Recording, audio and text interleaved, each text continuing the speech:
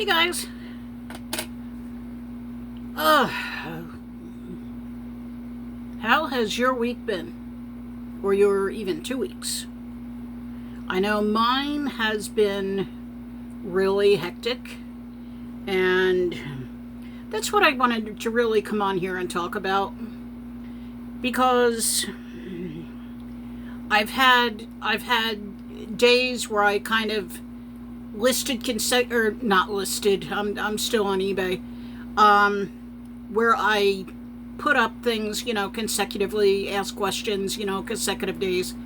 And then it was like all of a sudden I'm missing, and I'm missing for 2 or 3 days, and then I come back and then I'm missing for 2 or 3 days, which I know is really horrible for my algorithm because YouTube don't like that. YouTube likes it when you're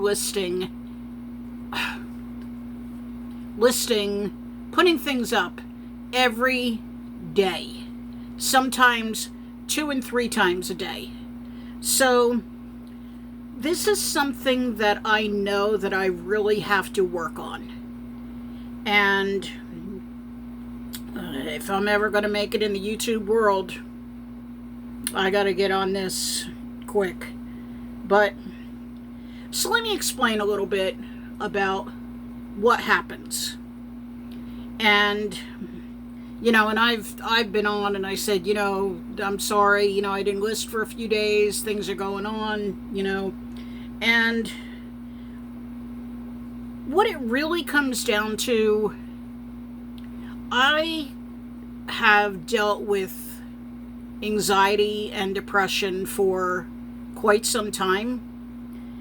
And after I got COVID, the depression and the anxiety actually got much worse. And there are days that I don't want to get out of bed. I actually have to force myself to. There are days that, believe it or not, I don't want to eat, but I have to force myself to. And there are mornings that I can lay in bed and I can think about all these things that I want to do that day. And it could be cleaning my room, doing up the dishes, sweeping the living room, I'm cleaning the bird cage. I've got all these things that I say that I've got to do. But through doing that, what happens is I overwhelm myself. And then I get absolutely nothing done because I just spend the day in overwhelmment.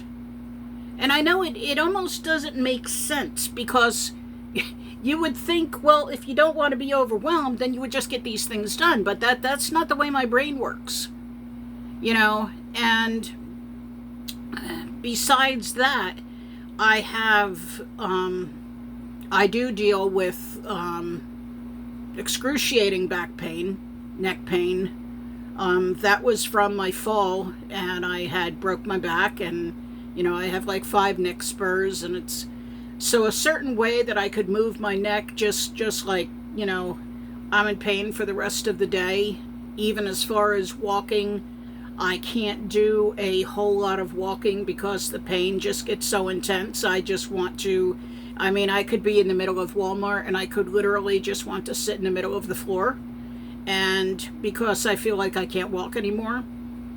So even at home when I'm making dinner, my daughter and I trade off quite often, and tonight I made something as simple as I put a ham in the oven, and we had some package of Yukon Gold potatoes from Sam's and 2 cans of corn, and as simple, in a jar of applesauce. And as simple as that meal was, by the time I got done, I did not want to move, because from just standing, just preparing that meal, which for me, it's very hard, because I have been an enterpriser since I am 5 years old. And I used to I used to go outside in the front of our house, and we had holly bushes out there. And I would cut the holly and I would put it in a box and I would go around and sell it to people. And some people would give me a quarter for it, some people would give me 50 cents. But when you're, 5, 7, 8 years old, that's like a lot of money, especially let's go back to 1967 and 68. And that's what I would use to buy my parents a Christmas gift, or if it was my mom's birthday, or something like that. That's what I would do. And when they were selling they would have a that thing that an assembly at school, and they would be selling those all that stuff that they sell through schools. I don't think anything's changed. And I would take it upon myself to not sell that stuff from school, because I kind of knew that everybody in my neighborhood was all selling the same thing, so therefore my chances of getting orders from that was not good. And especially since my aunt and uncle's kids and everything, they were all selling the same thing, so how much was I going to sell? So in the back of an Archie comic book one day, I seen this ad, and it was about selling cards. And it was like, So I was about 9 years old at that time. And I asked my mom if I could send it in, and she's like, yeah, go ahead. So I sent it in, and I got this whole card kit. And so I said, this is what I'm going to sell. So this is different than what everybody else has. So while everybody was out selling the same product over and over and over to people, I was selling my product, but the difference was, while they were only getting, if you sold 10 things, you would get a ball, or you would get, stuff like that. If I sold a box of cards for $2, I got $1 of it. And that money was better than those gifts that they were offering, that I knew chances were I wasn't really going to get that high of a level. So that actually stayed with me until I started in, I would say about 2008, 2009. I started in the Etsy game. Or Etsy, I sold on Etsy, I sold on eBay, and I started out on eBay with clothing. And it was nothing for me to scour the thrift stores, especially on Sundays, because they would change the price on, everything with a certain color would be half price. Some other places you go, they had $1 day, and so all the clothing in the store was $1. So it would be nothing for me to get I could spot a Lily Pulitzer, across the entire store. And I would see that, and I would pay $1 for it, and I would turn around and sell it for 30 or 40. And, just so many other things, the Tommy Bahamas, I could go on and on with, Leoma Lovegrove. She's another one that, when you see that tag, or you see her print, you know exactly what it is before you even, and Alfred Dunner Stunners. Bob Mackey and his comical type sweaters and stuff. It was all good money. And so I'd done that for quite a few years. And then I started getting tired of clothing, so I said I was going to go over to jewelry. So I started selling on Etsy, and I started making jewelry, my own jewelry. And I worked with a lot of shrink paper, which is like the Shrinky Dinks, but I would make them on a much bigger and better scale than the Shrinky Dink company. And I started having issues with getting the paper through the right company. They changed the formula.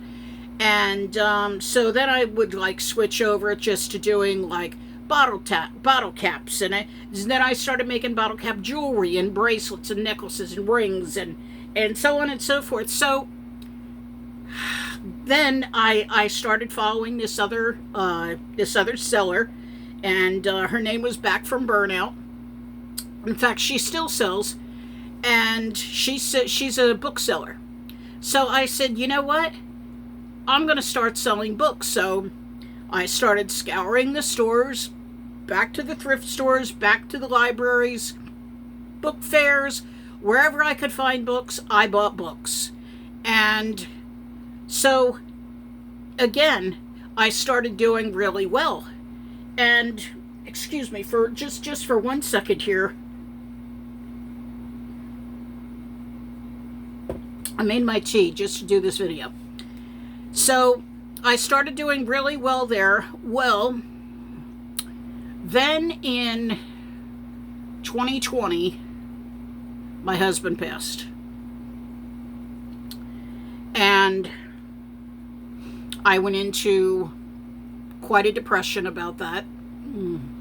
And it was like, then I started to, I started doing some writing on and actually the title of my books are Finding a Rainbow Through the Rain. And it was a grief book for husbands and a, grief for wives. And, I have a Finding a Rainbow Through the Rain, when you lose your dog. And I never really pushed that too much, but probably in the next week or two, I'll introduce you to those books. But anyway, I was working on that. And then in 2021, I got hit with COVID. And shortly after I had COVID, I was diagnosed with long COVID because it left me with a lot of issues, a lot of neurological issues. It started making even walking difficult. And at times I have repetition. So, then I was diagnosed with Hashimoto's disease. They said that, the doctor was even having a hard time trying to find my thyroid. So a lot of things that was happening with that, which the most thing was sleep. I just wanted to sleep and sleep and sleep. And then I started gaining weight, and I could understand part of it was because I get little to no exercise. And the other part of it is sometimes I just eat whatever is available. If I have to just throw a can of soup in the microwave, that's what I do. So I've been trying to expand more on cooking, so I'm not just eating, I'm not just eating a bunch of frozen fast food. So then I seemed to be rounding a corner. And things started looking better. And I said, I think I might get back into the selling game again. And I just seemed like I got all my ducks in a row. And that's when I fell. So it was another probably 8 to 12 weeks before I could even think about doing anything. And because of the fall, I have, like I said, there are days I have excruciating back pain.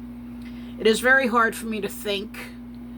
It is very hard for me to something as little as just getting up and going to the post office 3 minutes away is like, I can't. And to take somebody who would be at the thrift stores in the morning and would go to 3, 4, 5, 6 in a row, and all of a sudden everything stopped. So now I have probably 600, 700 books that are sitting in totes. I have all kinds of jewelry, all kinds of fabric sitting in totes. Things that I had got at the bin stores that I was going to resell just sitting in totes. And it is so frustrating that you get up with all these ideas and all this energy that today is going to be the day that I'm going to do this, and you walk out and you fix your tea or you fix your coffee or whatever it is, and you sit down and you already know today is not the day. My other daughter could literally call me up and say, Mom, we're picking you up, we're going to Disney World, and I would say, not today. Because I know I couldn't do it. I couldn't do it physically, I couldn't do it mentally. And do I take medication for mental issues? Yes, I do. And I don't know who might be listening to this right now. Don't ever be ashamed. Don't ever, ever be ashamed to admit that you have a mental problem. Because there is always going to be someone, I don't know where, but there is always going to be someone that will listen. So, I don't know where that came from, but just know that. And so to go from where I was to where I am now is like a 360 turn. Because the person that I feel that I am now is not the person who I once was. But I'm not going to be Debbie Downer there. So I said to both my daughters this year, I said, this year was hard. But I wrapped everything myself. I made many dinners myself. I chanced going into some stores, and even if I only walked one aisle, it was an accomplishment over last year. If I walked into Publix and by some chance they didn't have an electric cart, and I had to walk down one aisle just to tell April what I needed, and had said, all right, I'm going to go wait up front for you. That was something. And that is what I actually wanted to do when I first started this channel. And where my passion was. Because even though it hurt, and let me tell you, some days it hurt bad. And my daughter knows usually when I am waiting for my tea or my coffee and I'm kind of slumped over the counter and I'm breathing in as best I can, she knows that I'm trying to hold back the tears because of the pain. But I was able to push through it. Now, could I do it every day? No. Did I make 49 videos since November? Even if it was shorts? Yes. And that in itself to me, because one of the biggest things that has held me back from this has been fear.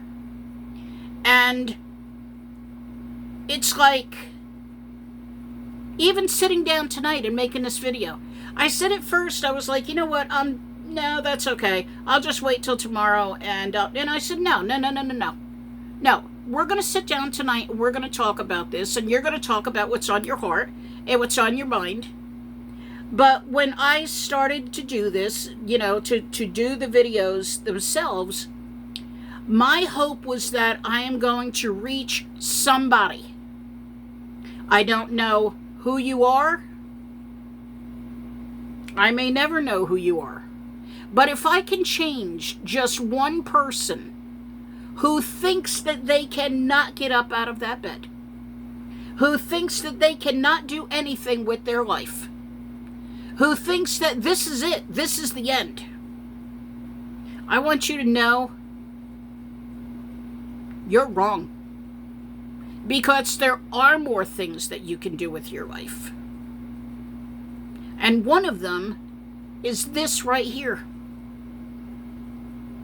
Pick up that phone. Pick up that camera. Whatever it is that you have to use. Pick it up and start talking. Start telling your story. Because everybody's got one. Everybody has a story to tell. And if anything, if nobody wants to listen to it, you know what? Even sitting here talking about it, and if nobody watches or listens to my video, it's okay. Because after I'm talking, after I'm done, I'm like, wow, I feel really good that I got that all off my chest. So, that was my reasoning for getting on here tonight. And just to tell you, or to tell somebody, don't ever give up. Don't ever think you're done. Don't ever think you're not worthy. Don't ever think nobody wants to listen to you, because it's all lies. That's what it is. And everything that has happened to me, I only have one person to thank.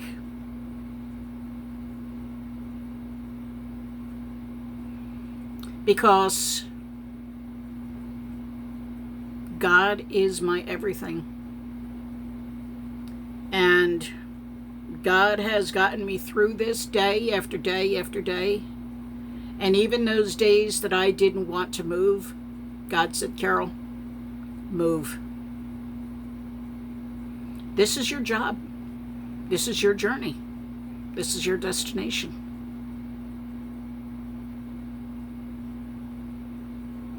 So, with that being said, I will stop. Oh my goodness, I'm almost at 23 minutes here. I've just been going on and on and on. But anyway, 3 things I want you to do. First of all, if you like this type video, subscribe. I really, really, really need subscribers. I'm not begging, but I really need subscribers. Number 2, I want you to look around your room. Look around your house. Look around outside. I want you to find one thing to make you smile. It doesn't matter what it is. It could be a commercial on the TV. It could be a meme that you look at, or something, just something silly that just brings a smile to your face. And number 3, I want you to find your rainbow through the rain. I will talk to you guys tomorrow. Bye.